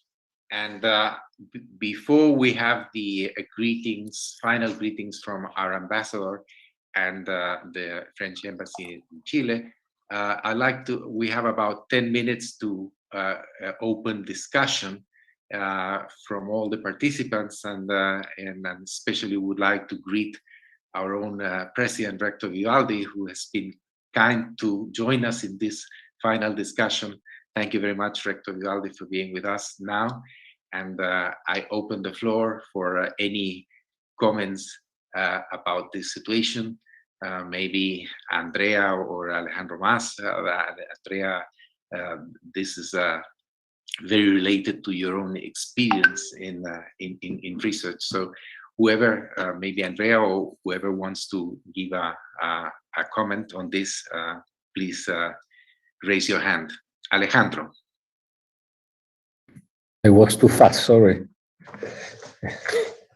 No, yes, I have to say that, so since I was this chair of the scientific part, I want to thank also to all the co-chairs for their great job. I think we gave them few days, I have to say, not a few months, and they really did a great job, and I was really happy to see the conclusions today. I think everybody, and this is something that's so special from this collaboration with France, everybody's really always committed to it, and that's why I'm always so happy to be in this kind of forum. There's stress also in the middle, as Eduardo knows, and Maria Elena, but it's something personal. Historically, I have to say something I was thinking when our authorities were discussing. In 94, in fact, the Academy of Science in Chile delivered a report saying how many scientists we were in Chile. They were trying after the dictature to say, okay, we are prepared for future. So many studies start with this delivery of the Academy of Science. In mathematics, we were 94. I remember that just because I'm a mathematician, was in 94, and we were 94 mathematicians, professional in some sense. Today, we are 4 times more, and in many areas was the same. And I have to say that mathematics in Chile exists because of the collaboration with France. And now we are 400, maybe more, maybe many of us study in US or other countries, but the generous collaboration with France produced the mathematics in Chile now in the area. I know I don't want to speak about mathematics, just as an example. 6 universities appear in the last Shanghai ranking in the first 500, University of Concepcion, Santa Maria, University of Biobío, Catholic University, University of Santiago, University of Chile. And so this is collaboration too, I think. They always, with France, we produced a bilateral collaboration, not a paternalistic collaboration. We produce a way to work together, to produce results together. And I think that's what I wanted to share today, I think. And this is maybe one of the main points of EcoSud also for many years, how we can work together in problems that are interesting for all of us, and in a way that both countries are evolving with that. And today we have, as said Eduardo in the introduction, much more challenge in climate and many issues that we are not considering in the forum. So I'm sure that the French collaboration will be a big support for that too. That's what I wanted to say. Maybe I'm too French-oriented guy, but I'm happy of that. So thank you for this forum. Thank you, Alejandro, and thank you very much for your effort of putting the scientific program together. I also thank all the vice rectors of research of the universities. This has been a very good collaboration between the offices of research and the offices of international affairs of all the universities, and with the full support of our authorities, the rectors of Chile, Católica, and Concepcion, and also the Cnrs, and especially GEMTAFs as well. You did a great effort to pull together the program in August, which is a difficult month for the Northern Hemisphere, and especially France. It's like our February in Chile. And well, I must say that we did make an effort to have this in a hybrid form, and but the conditions were not probably adequate enough. But this is the world we face, and we are trying to make the best out of it. So anyway, we still have about maybe 5 minutes. I don't know if anyone else wants to say any word or thought about how we need to face the future in international collaboration in research.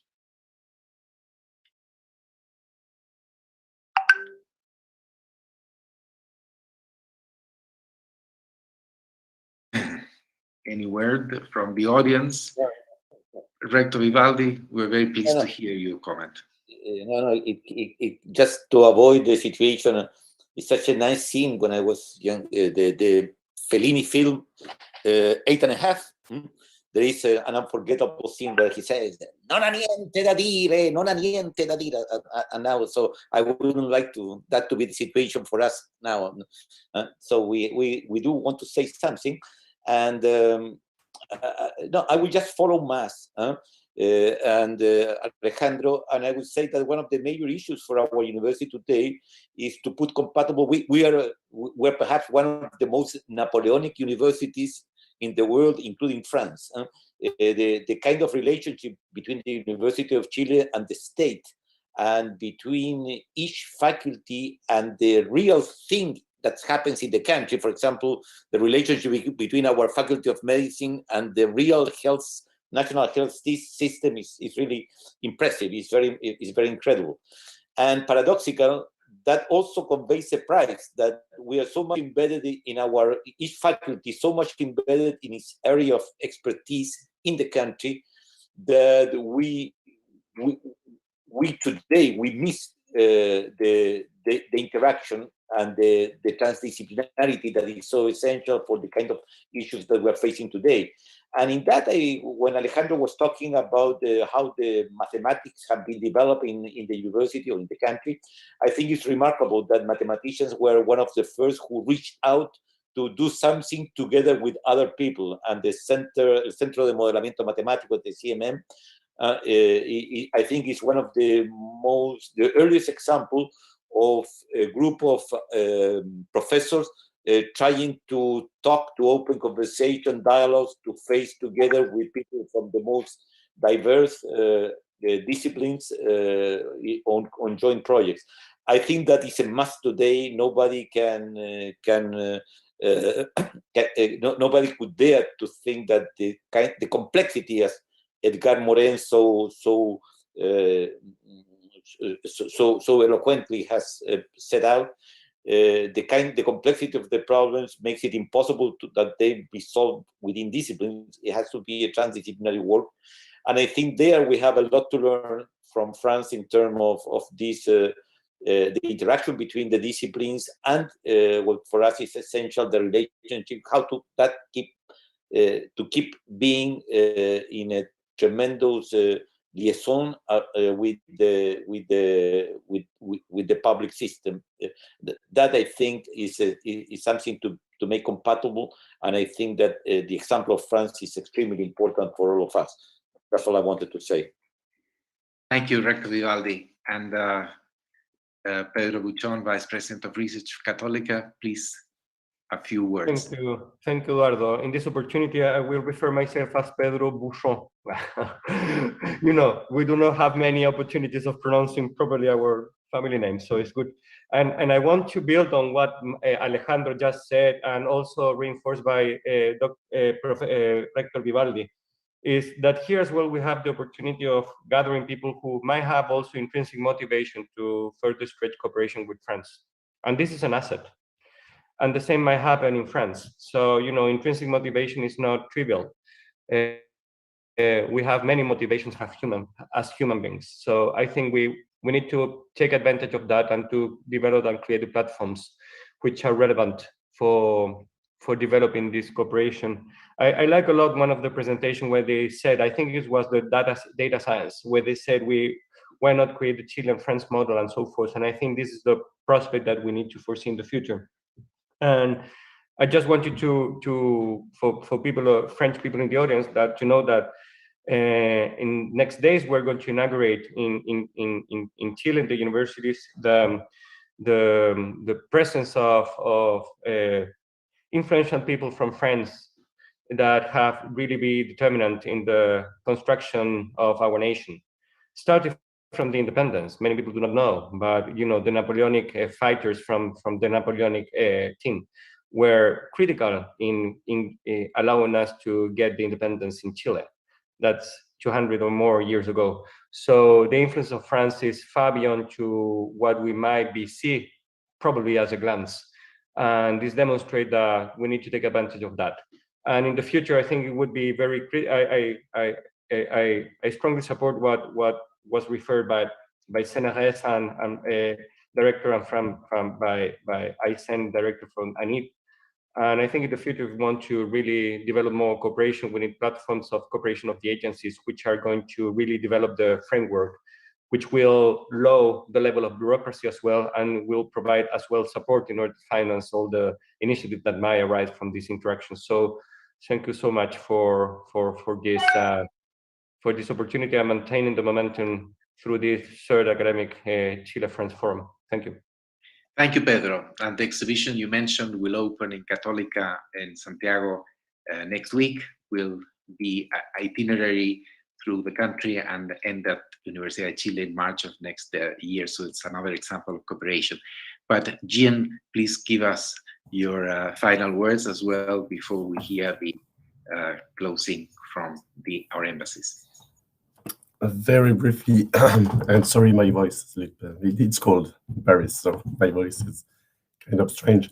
But to thank everyone, obviously our three Chilean partners, but beyond those three universities, all the Chilean researchers, rectors, Rector Vivaldi, to be present, and the embassies.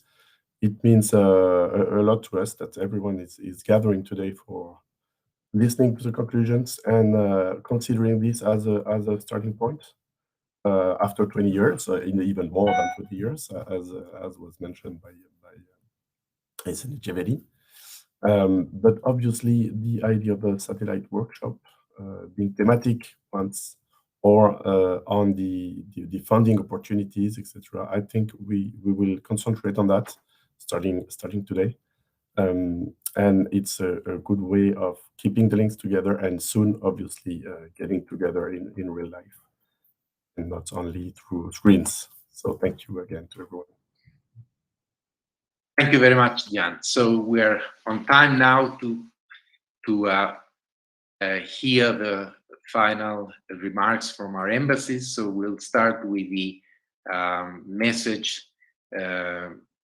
taped by the French embassy in Chile. So Felix, please.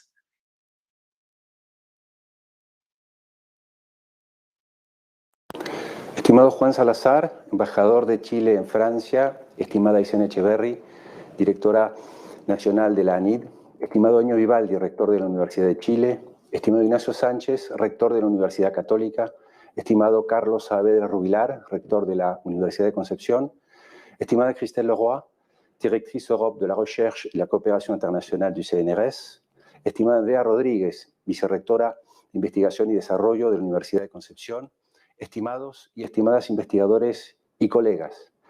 Desde la Embajada de Francia en Chile nos alegramos de la organización de estos encuentros académicos gracias al tesón del Cnrs y de las 3 universidades de Chile que son el sinónimo de la excelencia académica.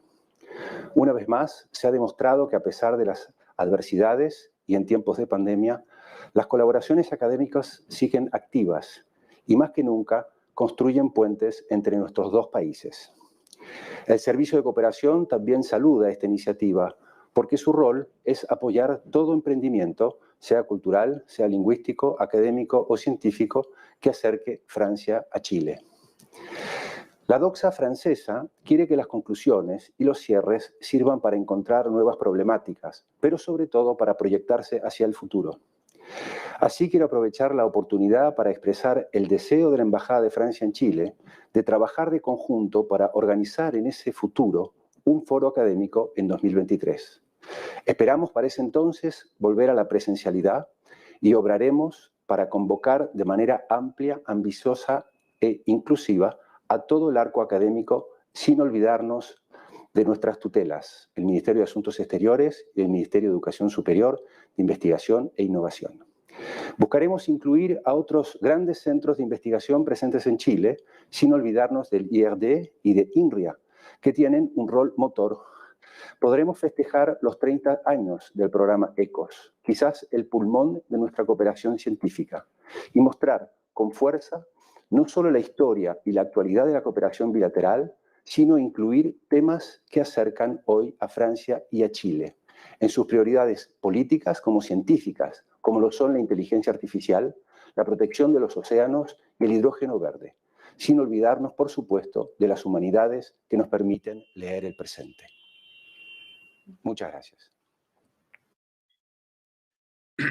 Thank you very much. And I just recall that the first meeting in 2015 held in Paris in presence of President Bachelet, second in 2017 in Chile during the visit of President Hollande. So the governments have always been very present in our academic forums.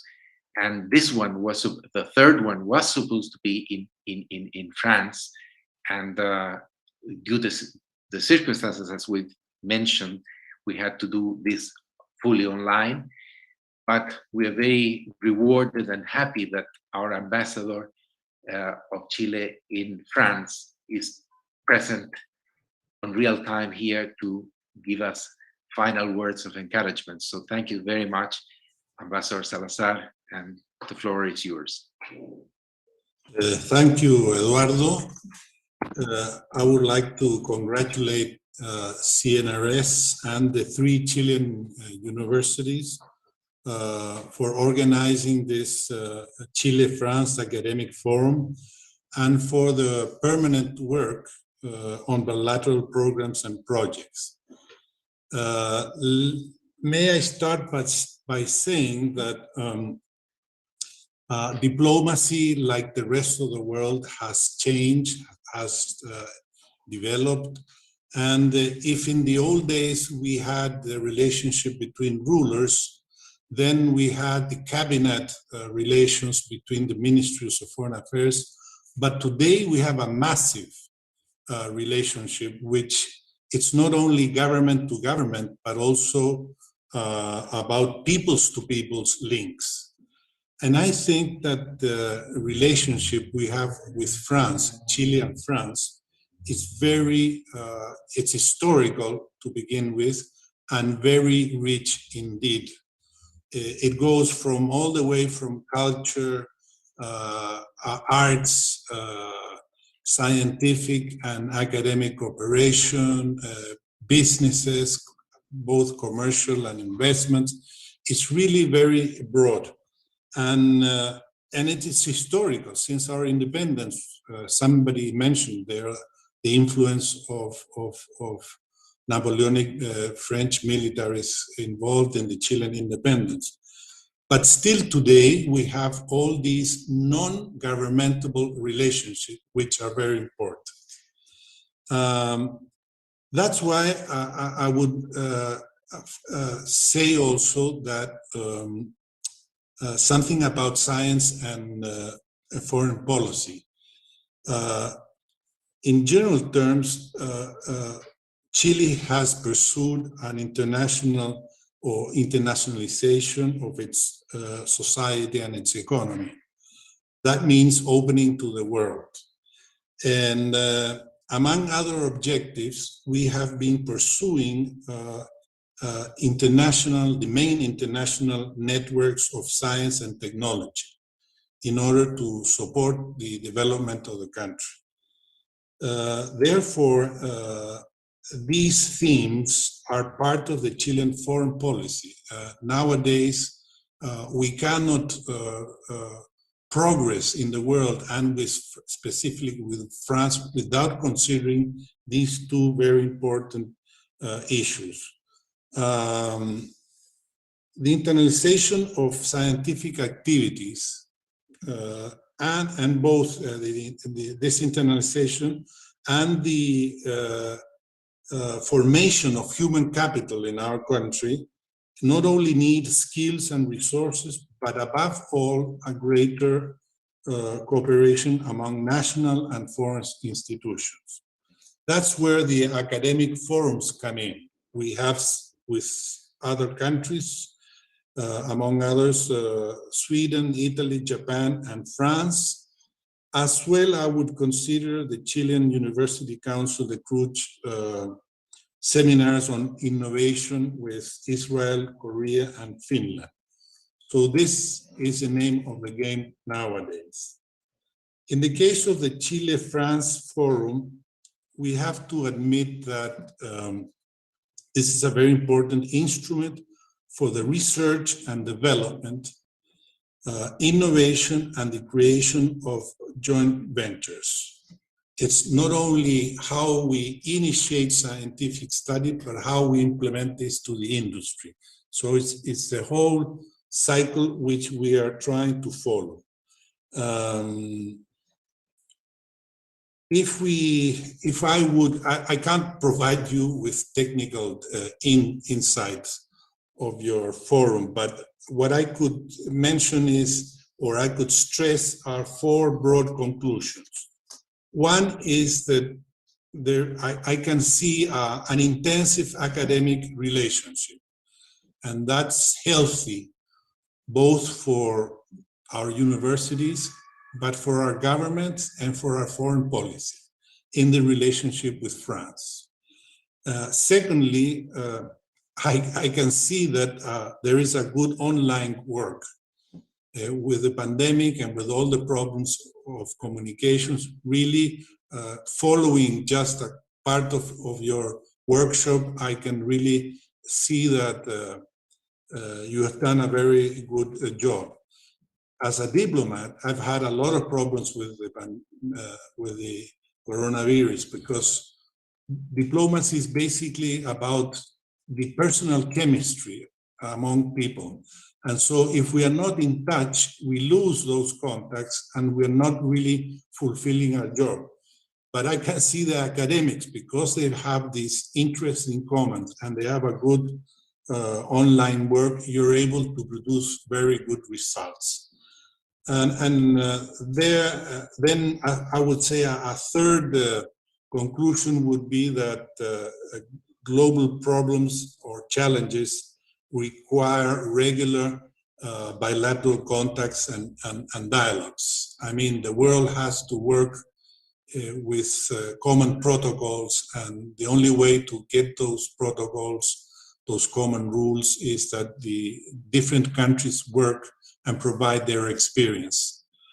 And last but not least, and this is a tip from Eduardo, highlighting the interdisciplinary approach. I mean, in the old days, we would have engineers talking to engineers and social scientists with social science. Nowadays, just looking to the panel, you can see different academics in different fields and providing their different views, and that's very fruitful.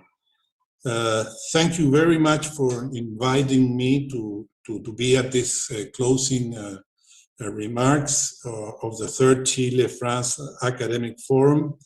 And I wish both the Cnrs and the Chilean University the best on your next endeavors. Thank you very much. Thank you very, very much, Ambassador Juan Salazar. And with that, I thank all the participants, all the institutions, and the working group that has been for months putting together this project. So now we need, as it was said, we need to start working for long term and to have a very fruitful face-to-face meeting in Chile in 2023. And all the best, and thanks everyone, and let's clap. So, au revoir, merci beaucoup. Thank you. Bye. Excellent. Thank you. Merci à tous. Thank you. Merci. Bye. Merci.